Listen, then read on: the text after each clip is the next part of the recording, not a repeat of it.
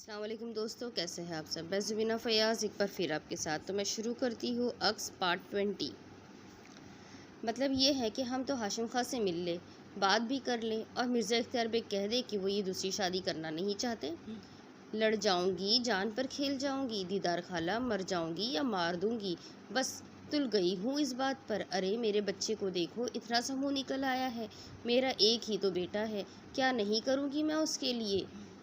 کہہ دوں گی مرزا اختیار بیگ سے، بس اب باز آ جاؤ، اپنی چہیتی کو لے کر کہیں چلے جاؤ یا ہمیں جانے کو کہہ دو۔ اصل میں دیدار خالہ، دانش نے ہاں کر دی ہے تو میرا کلیجہ سوا سیر کا ہو گیا ہے، تم دیکھ لو کہیں ایسا نہ ہو کہ منہ کی کھانی پڑے، تو پھر مجھے بتاؤ میں کیا کروں۔ مرزا اختیار بیگ سے بات کر لو ایک بار، دبے ڈھکے لفظوں میں کہو کہ دانش دوسری شادی کرنا چاہتا ہے، دیدار خالہ نے کہا۔ طاہرہ جہاں سوچ میں ڈوب گئی، تھوڑی دیر بعد خاموش رہی، پھر بولی، ٹھیک ہے، یہ کڑوی گولی بھی نگل لوں گی، اللہ مالک ہے، جو ہوگا دیکھا جائے گا، تو پھر میں انتظار کروں۔ میں کیا بتاؤں مرزا اختیار بیگ سے، بات کرنا تو بڑا خطرناک ہوگا، کوئی چکر ہی نہ چلا دے، تو دانش کو اپنے ساتھ رکھو۔ دانش نے جو کچھ اس کے بارے میں بتایا ہے وہ تو بہت خطرناک ہے، چلو دیکھتی ہوں، سوچ سمجھ کر تمہیں جواب دوں گی۔ تو میں ابھی ہاشم خان سے ملوں یا نہیں؟ 2 دن صبر کر جاؤ، بس 2 دن، میں نے ساری باتیں تو تمہارے کان میں ڈال دی ہے، اب آگے جو ہوگا اللہ مالک ہے۔ ٹھیک ہے، دیدار خالہ نے کہا۔ طاہرہ جہاں بیگم کی خوب خاطر مدارت کی۔ طاہرہ جہاں بیگم کا پیٹ بھی ہلکا ہو گیا تھا، چنانچہ تھوڑی دیر کے بعد وہ محفوظ کے ساتھ اپنے گھر واپس چلی گئی۔ دوسری طرف فرخندہ کی بھیانک ترین زندگی کے دن گزر گئے تھے۔ پچھلا جو وقت گزرا تھا اس پر یقین نہیں آتا تھا۔ ماں باپ ملک سے باہر تھے، محبت کرنے والا شوہر تھا، مقبول احمد اس کا بھرپور خیال رکھتا تھا، لیکن اس نے عزیزہ بیگم کے ساتھ کوئی ایسا سلوک نہیں کیا تھا جو اس کے لیے ناقابل برداشت ہوتا۔ بس مقبول احمد کی اس کی جانب توجہ ہی عزیزہ بیگم کے لیے سہانے روح بن گئی تھی اور جلنے جھلسنے لگی تھی، لیکن پھر مقبول احمد کی آنکھیں بدل گئی اور اس کے بعد جو ہوا فرخندہ کے لیے ایک بھیانک خواب کی مانند تھا۔ عزیزہ بیگم کا منہ اسی طرح ٹیڑھا تھا، فرخندہ سے سیدھے منہ بات ہی نہیں کرتی تھی، لیکن مقبول احمد اب ہر طرح سے، بلکہ یہ کہا جائے کہ پہلے سے بھی زیادہ اس سے محبت کرنے لگا تھا۔ غرض یہ کہ وقت اچھا گزر رہا تھا۔ فرخندہ نے محسوس کر لیا تھا کہ اب احسان احمد سے عزیزہ بیگم کی جان جاتی ہے، وہ بالکل سیدھی ہو گئی تھی، ناشتے کی میز پر بھی بالکل سیدھی رہتی تھی، اور بعد میں بھی اس وقت تک جب تک احسان احمد گھر میں رہتے، ان کے جانے کے بعد عزیزہ بیگم اپنے کمرے میں گھس جاتی۔ اب تو انہوں نے فرخندہ کے منہ لگنا بھی چھوڑ دیا تھا۔ بس اس دن اچانک تزئین فرخندہ کے کمرے کے دروازے پر پہنچ گئی۔ تزئین کو دیکھ کر فرخندہ کا منہ حیرت سے کھل گیا۔ ارے تم، برا تو نہیں لگا میرا آنا فرخندہ؟ کوئی فرشتوں کے بارے میں ایسی بات کہہ سکتا ہے بھلا؟ آؤ اندر آؤ۔ کیسے آئی؟ بس ٹیکسی سے آ گئی، گھر میں ایک ڈرائیور بیمار ہے اور دوسرا آفس گیا ہوا ہے، میرا تم سے ملنے کو دل چاہا تو میں نے ٹیکسی کر لی۔ بہت خوشی ہوئی، میرا بھی دل بہت چاہتا ہے تم سے ملنے کے تمہارے پاس آؤں، تو پھر آتی کیوں نہیں؟ تزئین نے ایک کاؤچ پر بیٹھتے ہوئے پوچھا۔ تم سے اجازت لینا تھا۔ ٹھیک ہے، میری طرف سے پوری اجازت ہے، آؤ کسی دن مقبول کے ساتھ، میری ساس کو بہت خوشی ہوگی، تزئین نے کہا اور بے اختیار ہنس پڑی۔ فرخندہ اسے غور سے دیکھنے لگی تھی، پھر اس نے کہا، صورتحال کا مجھے کافی حد تک اندازہ ہے، اور میں نے دیدار خالہ کی اور اپنی ساس کی کچھ باتیں بھی سنی ہیں آپ کے بارے میں۔ طاہرہ جہاں بیگم کو میں نے اس دن بھی دیکھ لیا تھا جب شادی میں آپ سے ملاقات ہوئی تھی، آنکھوں ہی آنکھوں میں کھا رہی تھی، یار یہ ساسیں ایسی کیوں ہوتی ہیں؟ تزئین ہنس پڑی، پھر بولی، چلو خیر، چھوڑو ان باتوں کو، یہ دیدار خالہ آخر کیا چیز ہے؟ یہ سمجھ میں نہیں آئی میرے۔ بس تعویذ گنٹوں کی شوقین ہے، نہ جانے کہاں کہاں رابطے کر رکھے ہیں۔ ہاں، میرے علم میں آ چکی ہے یہ بات، ویسے تمہارا تعارف بھی انہوں نے ہی کروایا تھا۔ ایک دن ہمارے گھر آئی تھی، میری ساس سے خسر پسر ہو رہی تھی، میں نے چوری چھپے ان کی باتیں سنی، تمہارا تذکرہ بھی تھا، تو میں نے سوچا کہ چلو پہلے تمہاری گلو خلاصی کرائی جائے، اور خدا کا فضل ہے کہ ایسا ہی ہوا۔ باقی صورتحال تمہیں معلوم ہو ہی گئی ہوگی۔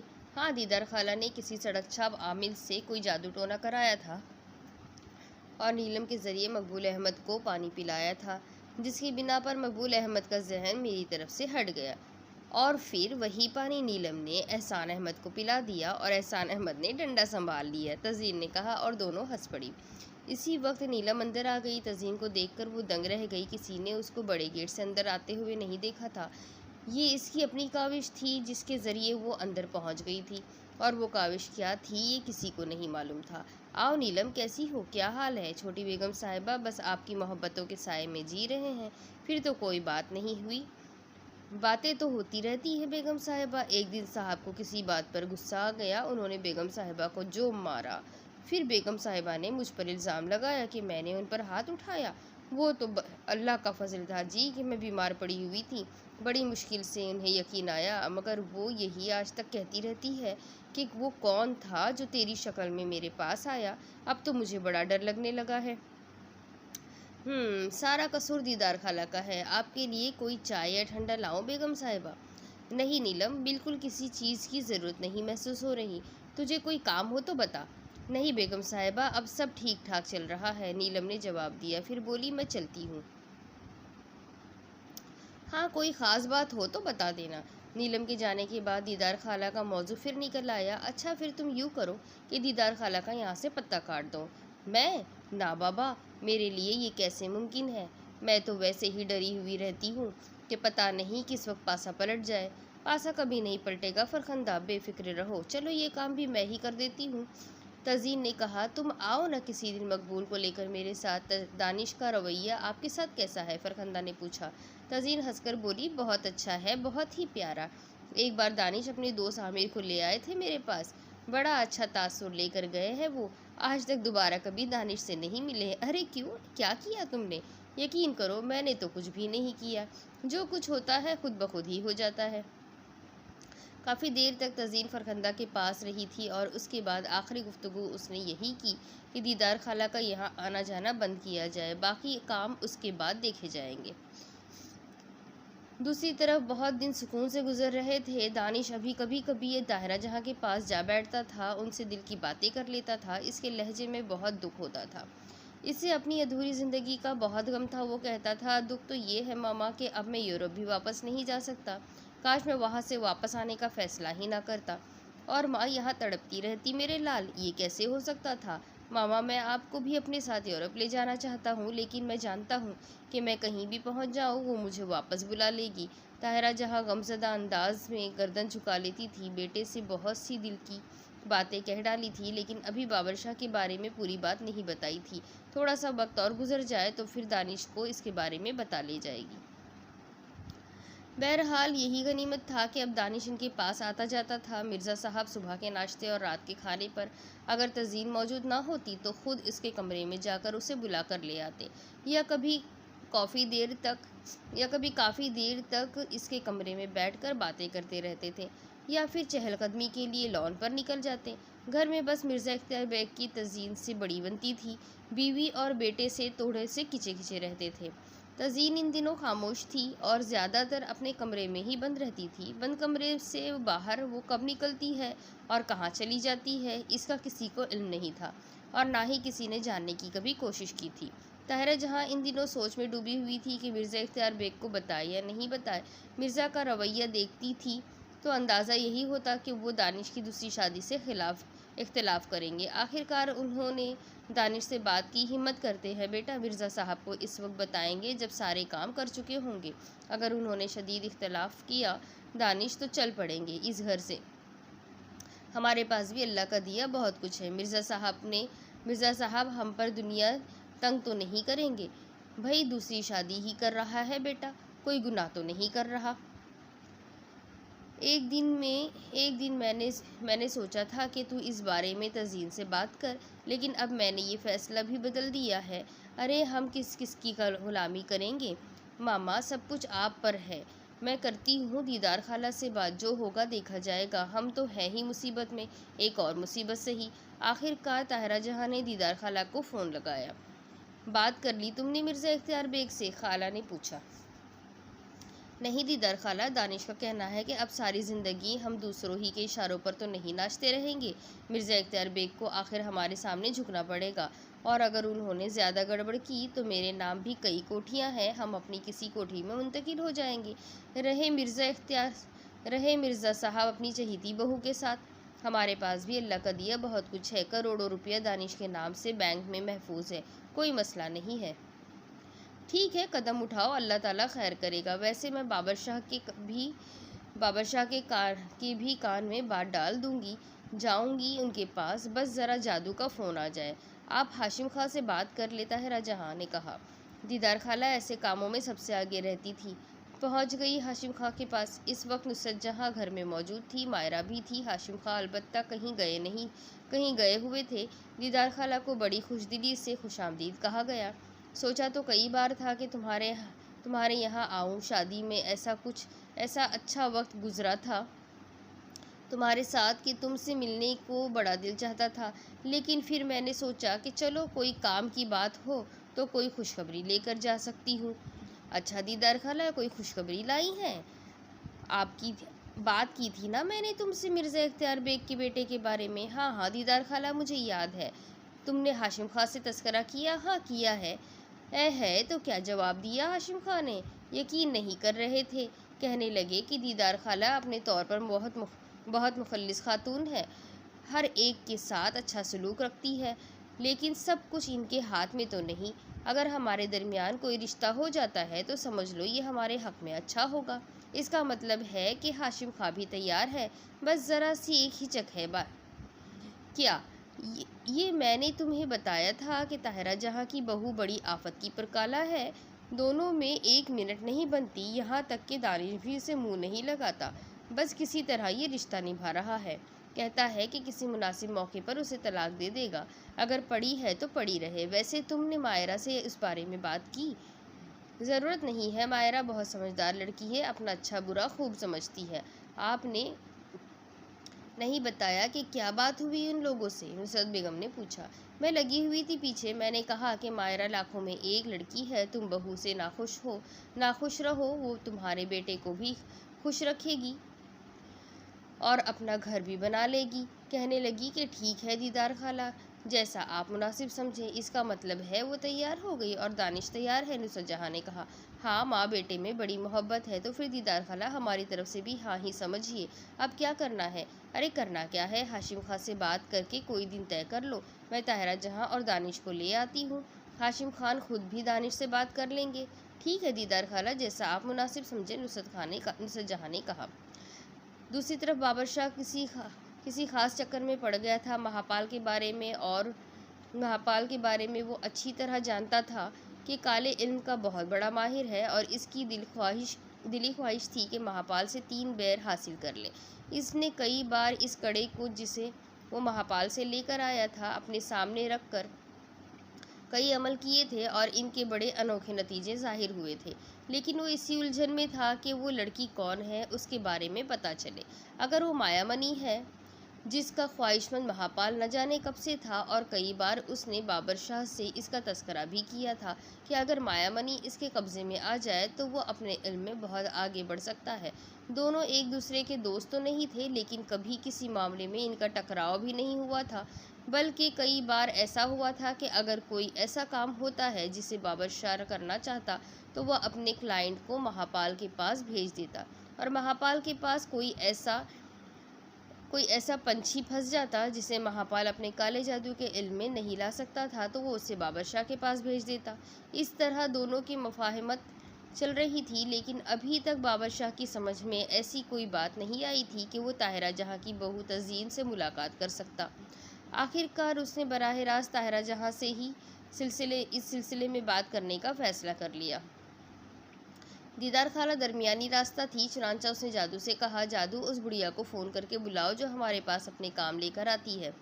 دیدار خالہ ہے ان کا نام۔ کب بلاؤ شاہ جی؟ جتنی جلدی ممکن ہو سکے، بابر شاہ نے کہا۔ جادو نے دیدار خالہ کو فون کر دیا۔ شاہ جی نے طلب کیا ہے، آ رہی ہوں، اکیلی آؤ یا ان دونوں میں سے کسی کو ساتھ لاؤ؟ نہیں، آپ اکیلی آئیے۔ دیدار خالہ بابر شاہ کے پاس پہنچ گئی۔ بابر شاہ نے ان سے کہا، ہاں دیدار بیگم، ہم آپ ہی کے کام میں الجھے ہوئے تھے، سوچ رہے ہیں کہ دودھ کا دودھ پانی کا پانی کر دیں، لیکن ایک مشکل آ پڑی ہے جو آپ کو حل کرنی ہے۔ ہاں بتائیے شاہ جی۔ ہم اس لڑکی کو دیکھنا چاہتے ہیں جو طاہرہ جہاں کی بہو ہے۔ جی شاہ جی، پر اس کا طریقہ کیا ہوگا؟ یہ طاہرہ جہاں بتائے گی کہ وہ کس طرح ہمیں اپنی بہو سے ملاتی ہے۔ مجھے اور میرے ایک دوست کو ان کے گھر آنا ہوگا۔ ویسے تو سب ٹھیک ہے شاہ جی، میں کر لیتی ہوں بات، پر میں آپ کو ساری صورتحال بتا چکی ہوں، طریقہ میری سمجھ میں نہیں آ رہا۔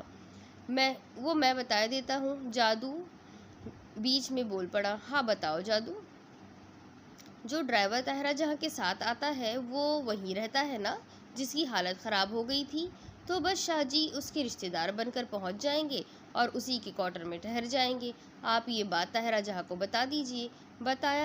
بتا کیا دیجئے، بلکہ اسے اس کے لیے تیار کر لیجئے۔ ایک رات ہی کا تو معاملہ ہے، بس اس لڑکی کو دیکھنے کے بعد واپس چلے آئیں گے۔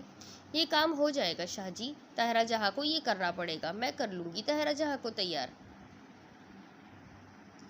آپ ان سے بات کر کے ٹیلی فون پر جادو کو بتا دیجئے۔ دیدار خالہ وہاں سے سیدھی طاہرہ جہاں کے گھر پہنچی۔ ویسے بھی انہیں طاہرہ جہاں سے بات کرنی تھی۔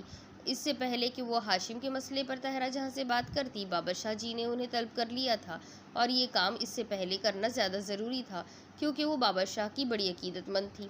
طاہرہ جہاں یہی سمجھتی تھی کہ دیدار خالہ ہاشم خاں سے مل کر ان کے پاس آئی ہے، لیکن دیدار خالہ نے وقت ضائع کیے بغیر طاہرہ جہاں کو ساری تفصیل بتائی اور شاہ جی کی خواہش کے بارے میں بتایا تو طاہرہ جہاں کا چہرہ خوف سے سکڑ گیا۔ وہ چڑیل کہیں کوئی طوفان برپا نہ کر دے، کہیں سارا کھیل نہ بگڑ جائے۔ دیدار خالہ بی بی وہ جو کہتے ہیں نا کہ اوکھلی میں سر دیا تو مسلوں سے کیا ڈرنا، یہ کام تو ہمیں کرنا ہی ہوگا، اور پھر ترکیب بھی اچھی ہے۔ سجاد کو کچھ لے دے کر اس بات پر خوشی سے آمادہ کر لو، اسے تفصیل بتانے کی کوئی ضرورت نہیں ہے، بس وہ آئیں گے، اس کے کوارٹر میں ٹھہریں گے، باقی سارے کام خود دیکھ لیں گے۔ ٹھیک ہے دیدار خالہ، میں اپنے بیٹے کی خوشی اور اس چنڈال سے نجات حاصل کرنے کے لیے میں سب کچھ کر سکتی ہوں۔ طاہرہ جہاں نے منظوری دے دی، پھر بولی یہ کام کب کرنا ہے؟ شاہ جی تمہارے لیے کام کر رہے ہیں، انہوں نے اس بات کی خواہش ظاہر کی ہے تو اس کا مطلب ہے کہ کام جلد سے جلد ہو۔ میں سجاد سے بات کرتی ہوں، اس کے بعد آپ کو فون پر سب بتا دوں گی۔ طاہرہ جہاں نے کہا ٹھیک ہے، جلدی کرنا۔ دیدار خالہ بولی۔ یہاں سجاد خوفزدہ تھا۔ جو واقعات اس کے پاس پیش آئے تھے اس کے بعد اسے اس گھر میں ہی ڈر لگنے لگا تھا۔ راتوں کو سوتے سوتے آنکھ کھل جاتی اور دہشت زدہ ہو جاتا۔ کافی دن سے سوچ رہا تھا کہ کہیں اور ملازمت تلاش کر لے۔ اس دن طاہرہ بیگم نے اسے بلایا اور وہ بیگم صاحبہ کے پاس پہنچ گیا۔ جی بیگم صاحبہ۔ کیا بات ہے سجاد، کمزور ہوتے جا رہے ہو، پریشان سے دکھائی دیتے ہو ہر وقت۔ بیگم صاحبہ، جو حالات میرے ساتھ پیش آئے ہیں انہوں نے مجھے بڑا ڈرا دیا ہے۔ زندگی میں کبھی بھوت پریت نہیں دیکھے تھے، مگر اب قسم اللہ کی اتنا کچھ دیکھ لیا ہے کہ راتوں کی نیندیں حرام ہو گئی ہے۔ کیسے مرد ہو سجاد، مرد تو بڑی ہمت والے ہوتے ہیں۔ مجھے دیکھو، عورت ہو کر ان حالات میں گزارا کر رہی ہوں۔ تم تو اتنی دور کوارٹر میں ہوتے ہو، جبکہ مجھ سے وہ صرف 4 گز کے فاصلے پر ہوتی ہے، اور میں ہمت سے کام لے کر وہیں رہتی ہوں۔ دیکھو سجاد، میں نے تم پر بھروسہ کیا ہے، تمہیں اپنا رازدار بنایا ہے، کسی اور کو نہیں۔ اگر تم ہی ہمت چھوڑ گئے تو میرے لیے اس سے زیادہ پریشانی کی بات اور کیا ہوگی۔ تھوڑا وقت اور رہ گیا ہے، تم دیکھ لینا کیا حشر ہوتا ہے اس کا۔ بابر شاہ باہر نکال دیں گے اسے تم نے دیکھ ہی لیا، کتنے پہنچے ہوئے بزرگ ہیں، لگے ہوئے ہیں اپنے کام میں۔ کہہ رہے تھے کہ طاہرہ بیگم ایسی ناک چوٹی کاٹوں گا اس کی کہ دنیا دیکھے گی۔ سجاد میرا ساتھ دو، بس تھوڑے دنوں کی بات اور ہے، کام ختم ہونے والا ہے۔ بس بیگم صاحبہ دیکھ لے آپ، کہیں ہم ختم نہ ہو جائیں۔ کچھ نہیں ہوگا، یہ تھوڑے سے پیسے رکھو اور اپنی خوراک پر خرچ کرو، دبلے ہو گئے ہو بہت اچھے خاصے۔ یہ کہہ کر طاہرہ بیگم نے اسے 5000 روپے دیے، سجاد کے ہاتھ پر رکھے تو سجاد کے چہرے کا رنگ ہی بدل گیا۔ یہ ہمارے لیے ہے بیگم صاحبہ؟ ہاں تمہارے لیے ہے، تمہاری تنخواہ کا اس سے کوئی تعلق نہیں ہے۔ اچھا، یہ 3000 روپے اور رکھو، اور ذرا غور سے سنو جو کچھ میں کہہ رہی ہوں۔ جی بیگم صاحبہ حکم کرے، سجاد نے مستعدی سے کہا۔ پیسہ اچھوں کو مستعد کر دیتا ہے۔ طاہرہ جہاں کہنے لگی، بابر شاہ یہاں اس کوٹھی میں آنے والے ہیں، ایک مہمان بن کر وہ تمہارے کوارٹر میں ٹھہریں گے۔ جی، سجاد اچھل پڑا۔ ہاں، محفوظ وغیرہ یا چوکیدار کو تم یہی بتاؤ گے کہ تمہارے رشتہ دار ہیں اور کچھ دن کے لیے تمہارے پاس آئے ہیں۔ کھانے پینے کا انتظام تو گھر سے ہی ہوگا۔ کہہ دوں گی کہ سجاد کے یہاں 1-2 بندوں کا کھانا زیادہ پہنچا دیا جائے۔ پھر بھی یہ 3,000 روپے میں تمہیں اس لیے دے رہی ہوں کہ اگر کوئی چھوٹی موٹی ضرورت تمہیں ان مہمانوں کے لیے پیش آ جائے تو تم ان میں سے خرچ کر لینا، باقی جو بچے وہ تمہارے، سمجھ رہے ہو نا؟ ہمت پکڑو اور میرا ساتھ دو، میں نے تم پر بھروسہ کیا ہے، ورنہ کسی اور کو استعمال کر سکتی تھی، سمجھ رہے ہو نا تم؟ اور جس دن یہ موئی اس گھر سے فنا ہوگی پورے 10,000 دوں گی تمہیں، پورے 10,000، بس ذرا ہمت سے کام لو۔ جی بیگم صاحبہ، پیسے آپ دو یا نہ دو، پر ہم نے نمک کھایا ہے اس گھر کا، جان دے دیں گے آپ کے لیے۔ سجاد 10,000 کے بارے میں سن کر اپنا سارا خوف بھول گیا تھا۔ طاہرہ جہاں نے کہا بستر وغیرہ کی جو بھی ضرورت ہو خاموشی سے لے لینا، میں رشیدہ سے کہہ دوں گی، بس ذرا خیال رکھنا شاہ جی تمہارے مہمان بن کر آ رہے ہیں۔ ارے اگر حالات درست ہوتے تو میں خود انہیں اپنی سراخوں پر بٹھاتی، ایسے ہی پہنچے ہوئے بزرگ ہیں، لیکن مصلحتاً انہیں تمہارے ساتھ رکھنا ہے۔ ٹھیک ہے بیگم صاحبہ، آپ اطمینان رکھو، جیسا آپ حکم کر رہی ہو ویسا ہی ہوگا۔ سجاد بولا، بس جاؤ، کسی بھی وقت وہ تمہارے پاس آ سکتے ہیں۔ ٹھیک ہے بیگم صاحبہ، سجاد نے جواب دیا اور طاہرہ جہاں نے اسے رخصت کر دیا۔ اس کے بعد وہ فوراً ہی انہوں نے دیدار خالہ کو فون کیا۔ میری پیاری خالہ، کام ہو گیا ہے، شاہ جی کو اطلاع دے دو کہ وہ جب آنا چاہے آ جائیں، بلکہ ان سے پوچھنے کے بعد مجھے خبر کر دینا کہ میں انتظام کر لوں۔ سجاد سے کہہ دیا ہے، شاہ جی عزت احترام کے ساتھ وہیں رہیں گے اور پوری خدمت گزاری کرے گا۔ ٹھیک ہے، میں جادو سے بات کر لیتی ہوں، دیدار خالہ نے جواب دیا۔ طاہرہ جہاں نے اپنی دوسری رازدار رشیدہ کو بھی ہوشیار کر دیا اور کہا کہ کچھ مہمان آ رہے ہیں، سجاد کے یہاں رہیں گے، ان کی پوری خاطر مدارت کا خیال رکھا جائے، اس کے علاوہ سجاد کے کوارٹر میں بالکل خاموشی سے بستر وغیرہ بھی پہنچا دی جائے اور جو بھی سجاد کہے وہ مانا جائے۔ جی بیگم صاحبہ، جیسا آپ کا حکم، رشیدہ نے جواب دیا۔ اب دوسری طرف بابر شاہ اور مہاپال نے روپ بدل لیا تھا۔ عام قسم کے معمولی سے لباس پہن کر دونوں آخر کار مرزا اختیار بیگ کی کوٹھی پر پہنچ گئے۔ ادھر سجاد نے چوکیدار سے اپنے مہمان کے بارے میں بتا دیا تھا کہ اس کے پھوپھا آ رہے ہیں، ذرا احتیاط سے انہیں اس کے کوارٹر میں پہنچا دیا جائے۔ اس نے بیگم صاحبہ سے اجازت لے لی ہے۔ جب بابر شاہ اور مہاپال بدلے ہوئے روپ میں وہاں پہنچے تو چوکیدار نے انہیں سجاد کے کوارٹر تک پہنچا دیا۔ سجاد نے عقیدت سے بابر شاہ کے ہاتھ چومے اور بولا، ہم آپ کے خادم ہیں شاہ جی، ہم نے کہہ دیا ہے کہ ہمارے پھوپھا آ رہے ہیں، ان کے بارے میں ہم نے کچھ نہیں کہا، پر کوئی بات نہیں ہے، ہم کہہ دیں گے کہ ہمارے پھوپھا کے بھائی ہیں شاہ جی، آپ ہمیں ہر ضرورت کے لیے حکم دے دیں۔ بیگم صاحبہ نے کہا ہے کہ آپ کا ہر طرح خیال رکھا جائے، کوئی تکلیف نہ ہونے دی جائے۔ ٹھیک ہے، بابر شاہ نے کوارٹر دیکھتے ہوئے کہا، پھر بولا، تمہیں باہر سونا ہوگا۔ ٹھیک ہے شاہ جی، آپ فکر نہ کریں، ہم دروازے کے باہر ہر وقت موجود رہیں گے۔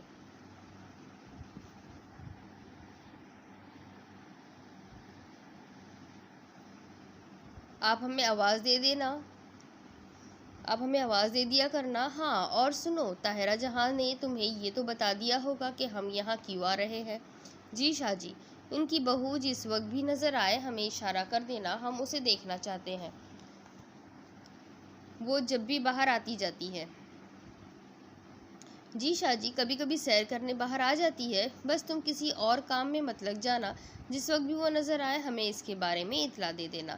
ٹھیک ہے شاہ جی، آپ جیسا حکم کرو، سجاد نے جواب دیا اور پھر وقت کا انتظار کرنے لگ گیا۔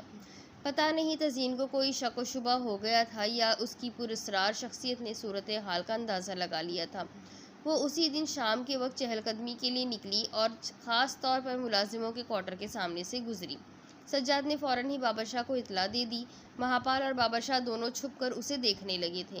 مہاپال کے منہ سے سسراتی ہوئی آواز نکلی، اس کی خوبصورتی بتاتی ہے کہ وہ مایا منی ہی ہے، کوئی منش اتنا سندر نہیں ہو سکتا۔